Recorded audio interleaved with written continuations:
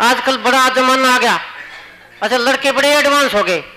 लड़के ने पापा से कहा, पापा मैंने लड़की के नाम से ना एक फेक आईडी बनाई है। पापा ने बोला, नालायक ऐसा काम नहीं करना चाहिए, फिर तू मुझे ये क्यों बता रहा है? बोला, पापा उस पर आपकी भी फ्रेंड रिक्वेस्ट आई है। तो कहां से कहां जा लिया। छोटे बच्चे होते हैं जिनको पता नहीं होता, वो पूछने लगा, पापा आपकी शादी हो गई? बोला, हाँ बेटा हो गई। बोला, किससे हुई? बोला, तेरी मम्मी से हुई। बोला, वाह पापा, घर की घर में कर रहा है। छोटे बच्चे तो और भी कमाल के होते हैं साहब, इनसे कोई नहीं। अच्छा, कई बार हो जाता है। अभी एक दिन मेरी लुगाई अखबार पढ़ने लग रही थी। अखबार पढ़ते पढ़ते मेरी तरफ देखा, फिर हंसने लगी। वो क्या हो गया? मैं बोली, बहुत अच्छी खबर आई है। वो क्या है? मैं बोली, सरकार ने विधवा पेंशन 2000 रुपये महीना कर दी। अच्छा, फिर मेरी तरफ और करड़ा करड़ा देखने लगी। मैं कोई भी केस है? मैं बोली, तू 2000 रुपये महीने का नुकसान कर रहा है।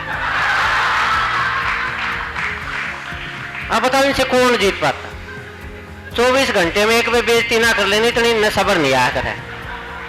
क्योंकि ये होता है, आदमी कभी देखो, आप अगर घर में हंसते हुए घुस गए तो आपकी खैर नहीं। कौन मिल गई थी? कौन दिखी थी? किससे मिल के आ रहे हो? और अगर आप मुंह लटका के घर में घुसे, क्यों थारा कोई मर गया के? इसलिए आप जैसा नारी का मूड हो वैसे ही चुपचाप घर में घुसो, अगली को पता लग जाएगा कंट्रोल में है। क्योंकि भगवान ने धरती बनाई, आराम से सोया, पेड़ पौधे बनाए, आराम से सोया, पहाड़ बनाए, आराम से सोया, नदी नाले बनाए, आराम से सोया, फिर ये जीव जंतु जानवर बनाए, आराम से सोया। उसके बाद भगवान ने आदमी बनाया, फिर आराम से सोया। उसके बाद लुगाई बना दी, ना आप सोया ना आदमी सोने दिया। क्योंकि मेरा मानना है आदमी को कंट्रोल कर सकती है तो यही है। अरे बड़ी विडम्बनाएं हो जाती हैं। सर मेरा कितना टाइम हो गया? अच्छा, प्रियंका जी हंस रही है, बोली तेरा तो होने वाला है। अरे बताओ यो क्यों या क्यों खुश है? अगर मेरा काम होगा तो पेंशन उसकी बढ़ेगी, या क्यों खुश हो रही है?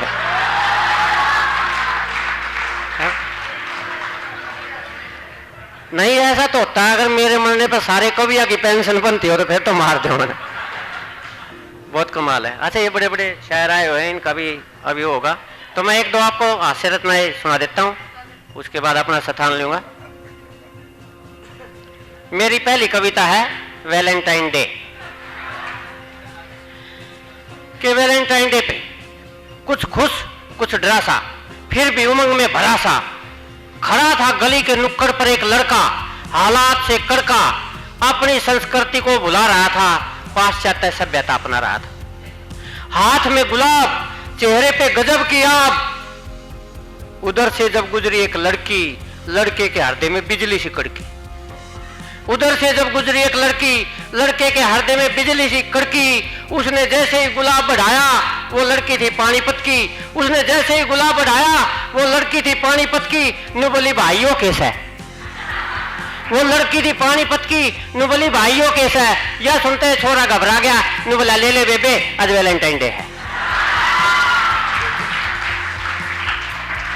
नु बोला, ले ले बेबे, आज वैलेंटाइन डे है। मैंने बेरस है, ये पानीपत की छोरी इस त्योहार की सी ओढ़ नहीं सी ओढ़ेंगी।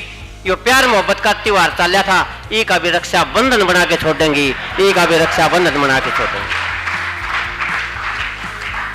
और ऐसी एक रचना से आपको जोड़ता हूं। मेरी एक रचना है बनवारी का रक्षाबंधन। ये बनवारी मेरी कविता का पात्र है। और बनवारी का रक्षाबंधन कविता कहां से?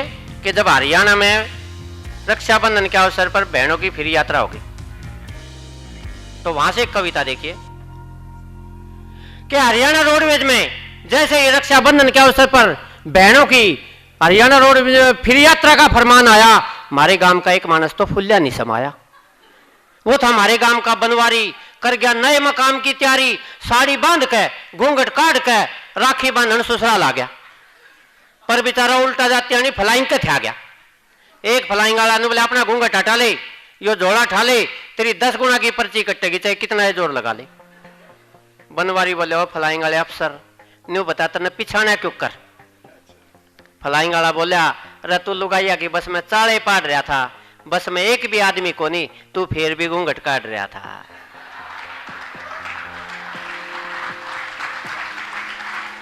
बोला, अरे बस में एक भी आदमी को नहीं, लुगाइया की भरी है, तू फिर भी घूंघट काट रहा था। बनवारी बोले, ओ फलाइंग वाले अफसर, यो ससुराल तल्यासो, खांड का सार खा लो और 10 गुना की पर्ची मन्ना काटो, चेक एक राखी थम भी बंधवा लो। तो तुमने बहाना की तो फिर यात्रा कर दी, पर ये बटेव खड़े जावेंगे। मन के बेजार था, रास्ते में बटेव खड़े पावेंगे। बोला, मन तो यो खाम काम का फर्ज निभाना पड़ रहा है, सारी बेबे जापे में पड़ी है, इसलिए आना पड़ रहा है। पर फलाई गाले अड़ गए, रोते बनवारी के 10 गुना की जड़ गए। बनवारी घर न जाके घराली आके खूब रोया। नु बोला, जो आज मेरी गैल होया वो कदे किस्से की गैल ना होया। घराली बोली, रोवे मत ना, भीतर चाल, तनाची डाल समझाऊंगी, अगले साल जापे में तू पड़ जाइए, पोची बांधन में जाऊंगी, पोची बांधन में जाऊंगी, पोची बांधन में जाऊंगी। और मैं 4 लाइनों के साथ बैठूंगा। सर खड़े हैं? नहीं सर, मेरे पीछे 3 वे खड़े होली है, मेरे को बिठाने के लिए नहीं, ये देखने के लिए कि वो खड़ा किस तरह है। भाई मैं तो अपनी करीज पे खड़ा हूं, अपनी पैंट के बढ़िया सी प्रेस मार लिया हूं, क्योंकि ऐसा होता है। मैं सर मेरी 4-5 लाइन है, क्योंकि मैं वो इसलिए सुना रहा हूं कि वो मैडम आई थी कि ये अखबार के लिए भी लिख दो 2-4 लाइन, तो उसमें लिख रखी है, वो भी जरूरी है।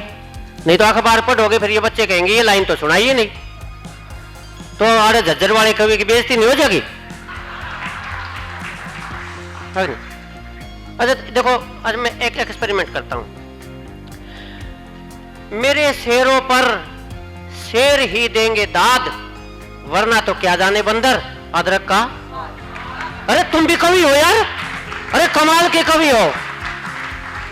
देखो असली कवि की यही पहचान होती है, उसके आगे वाली लाइन श्रोता बोल देते।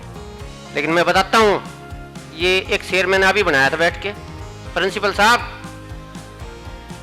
के इतने कवियों को एक साथ बुला रहे हो, क्या सामूहिक रूप से खुदकशी करनी है? तो मैं 4 लाइन सुनाता हूं, सर मेरे पीछे इंतजार कर रहे हैं। कि जब उनकी गली से मेरा जनाजा गुजरा, उनकी गली से, उनकी से, समझ रहे हो? जब उनकी गली से मेरा जनाजा गुजरा, वो अपने घर में करती रही मुजरा। 4 अश्क भी मेरे जनाजे पे बहाने नहीं आए, आखिरी सलाम का हाथ भी हिलाने नहीं आए। कम वक्त का ऐसा रूप देख के मुझे बहुत गुस्सा आया और मैंने तुरंत खड़े होकर जनाजे वालों को धमकाया,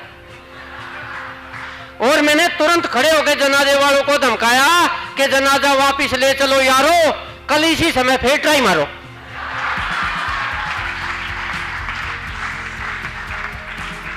सात बार ट्राई मारी गई, 7 की 7 ट्राई बेकारी गई। 8वीं ट्राई पे उसने मुखड़ा दिखाया। मैंने कहा बहुत देर बाद तरस खाया। बोली ये तरस भी तुम पे नहीं आया है, ये तो बेचारा जनाजे उठाने वालों पे खाया है, जिनको तुमने खाम खा 8 बार घुमाया है। मुन्नी बदनाम हुई उसका हंसना नहीं जाता, शीला जवान हुई उसका बचपना नहीं जाता, और पप्पू पास हो गया उसे कक्खा नहीं आता।